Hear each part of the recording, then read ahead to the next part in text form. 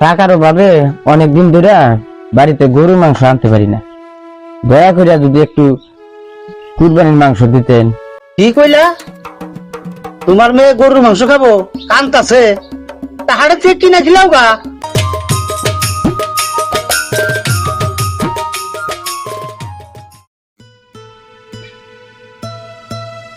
এই ছোট, একটু কুড়া বানিয়ে নিয়ে আয় তো।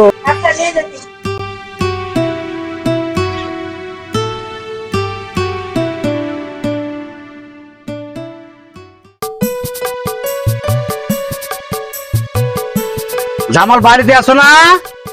জামাল,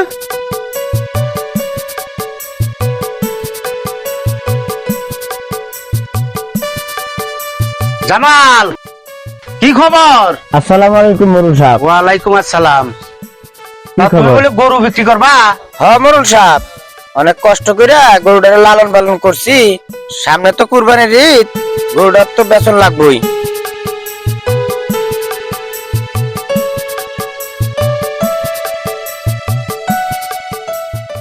গরু তো বড় সড়ো দেখা যাইতেছে, কম পক্ষে 2-2.5 মণ মাংস হবো। কি কর মরুল সাহেব, 1.5-2 মণ মাংস হয় কিনা তাই দেন। আচ্ছা জামাল, তা গরুটার দাম নিবা কত? আমার গরুটা নিতে হলে 90,000 টাকা দাম লাগবে। হে ভাই, কি কও, গরুর দাম সম্পর্কে তোমার কোনো ধারণা আছে? আমি ঠিক করে দাম চাইছি। আচ্ছা যাই হোক, তুমি গরিব মানুষ, তোমারে ঠকায় লাভ নাই। তোমার গরুর দাম দেবো 60,000 টাকা। এইসব আপনি কি করতেছেন? এত বড় গরুর দাম 60,000 টাকা? আপনার মাথা নষ্ট হয়েছে? এত কম দামে আমি গরু বিক্রি করবো না। আহ, রাগ করতেছো কে? তুমি একটু কমায় দাও, আমি একটু বাড়িয়ে দেই, তাই তো হয়ে যায়। ঠিক আছে মরুল সাহেব, আপনি আমাকে 80,000 টাকা দেন। একদম কথা কইবে না। তোমার গরুর দাম দেবো 65,000 টাকা। এই নাও 50,000 টাকা, আর 15,000 টাকা ঈদের পরে দিমু। এই জোবার, গরু খুইলে নিয়ে আয়।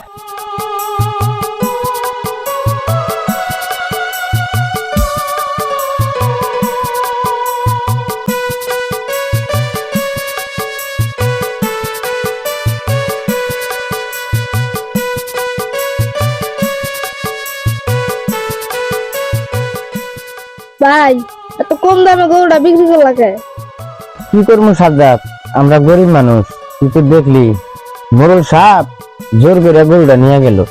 আমি যদি বাধা দিতাম, যে টাকাটা দিছে ওই টাকাটাও পাইতাম না। মোরলের তো অনেক শক্তি, এই গ্রামে মোরলের উপরে কেউ কথা বলতে পারে না। ভাগ্যে যা ছিল তাই। চল সাজ্জাদ, চল।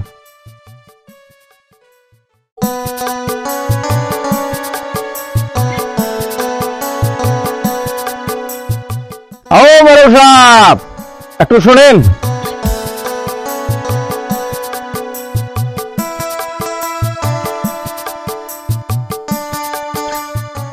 কি ব্যাপার মরু সাহেব, কুরবানির গরু বাড়িতে না নিয়ে এদিকে কই নিয়ে যাইতেছেন?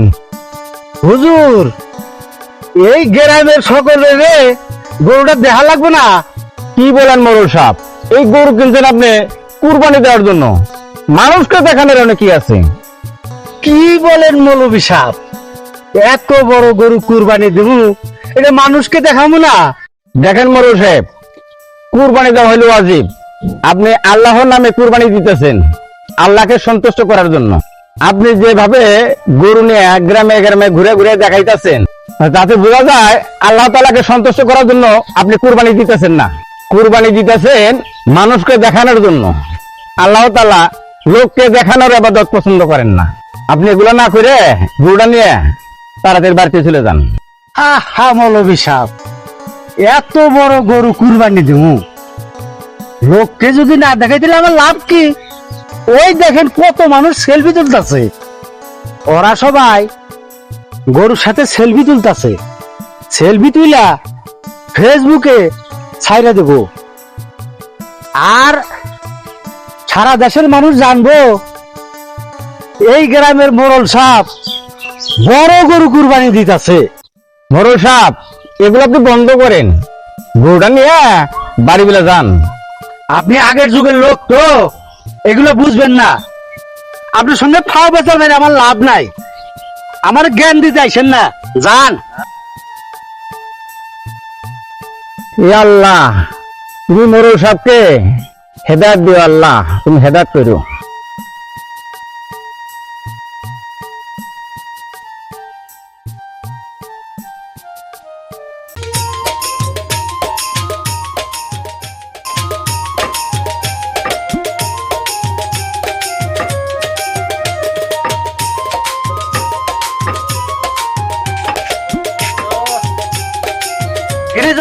কি খবর?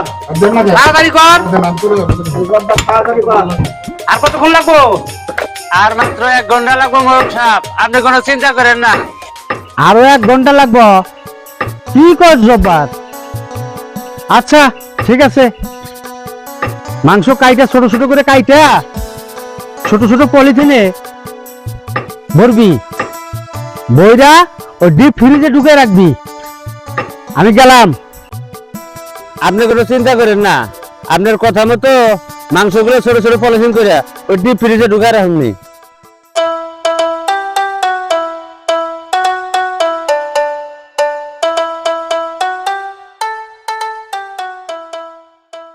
আসসালামু আলাইকুম মোরল সাহেব। ওয়ালাইকুম আসসালাম।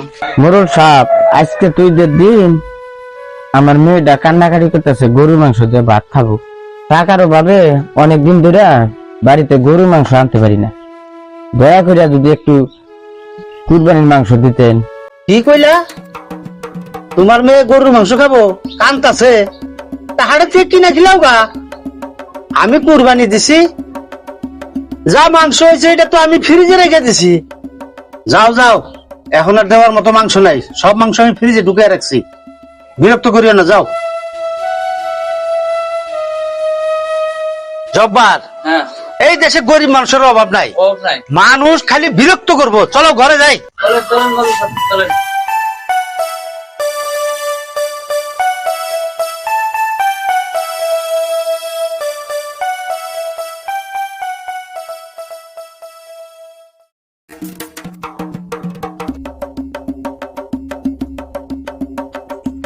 আহ, কি বিপদে পড়লাম রে।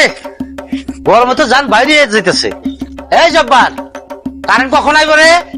মোরল সাহেব, কালকা রাত্রের ঘূর্ণিঝড়ে গাছপালা, কারেন্টের থম্বা, ওই যে তার তুর ছিঁড়া সব লন্ড বন্ড করে ফেলাইছে।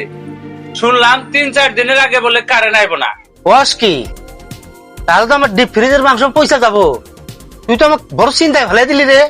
মোরল সাহেব, ফ্রিজের মাংসটি না পচাইয়া এলাকার গরিব মিসকিনকে দিয়ে দেন, ওগুলো তো ওদেরই হক।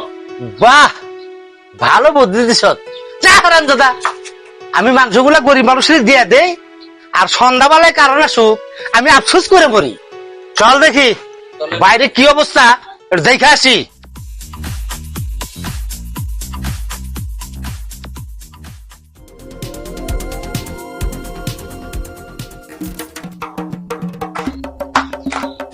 মোরল সাহেব, ঘরের ভিতরে তো গন্ধ ঠেলে থাকা যাইতেছে না।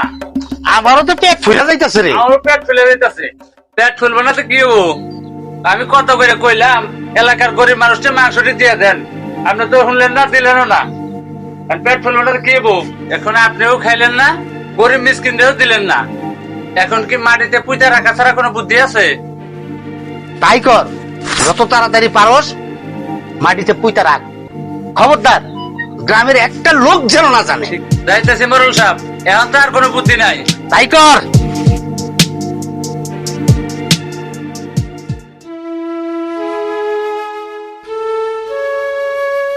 কি ভেজালে ফালাই দিল মোরল সাহেবের কাম কাজ। গরিব মাসের খাবার আন পুইতা থানাকে।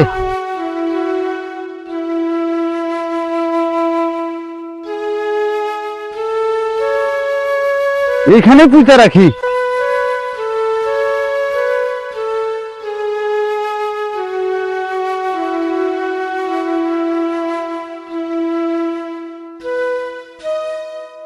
জয় ভাই, কিসের জানি একটু গন্ধ করতেছে। আসলে কেমন জানি একটু গন্ধ গন্ধ লাগতেছে। আচ্ছা, সামনে একটু আগে গেলে মনে হয় তো ভালোই তো। চলেন যাই দেখি।